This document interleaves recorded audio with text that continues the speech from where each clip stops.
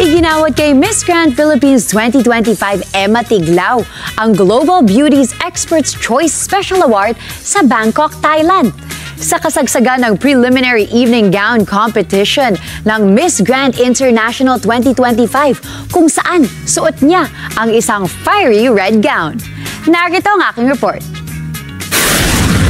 Just a few steps closer patungo sa tagumpay na minimithi.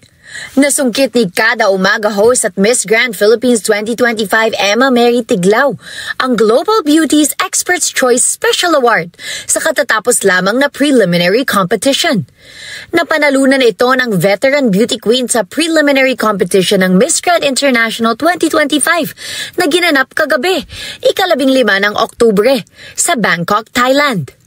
Ang special award ay ibinigay sa kanya sa preliminary evening gown competition kung saan nagsuot siya ng fiery red gown at lahat ng kanyang fans at mga kababayan ay talaga namang humanga sa kanyang outstanding performance. My gown, it is designed by Rao of Plaza Luzon.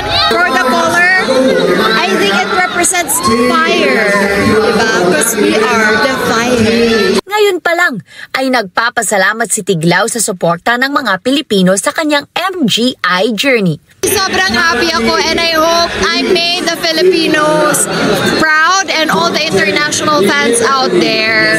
All the Filipino fans, my Kada family, Net 25 family, maraming salamat po. Thank the Team Emma.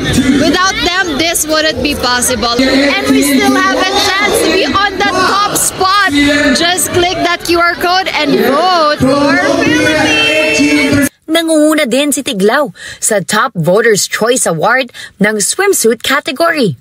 Sa Sabado, 18 ng Oktubre naman nakatakdang isagawa ang Coronation Night at makikilala na ang bagong Miss Grand International 2025.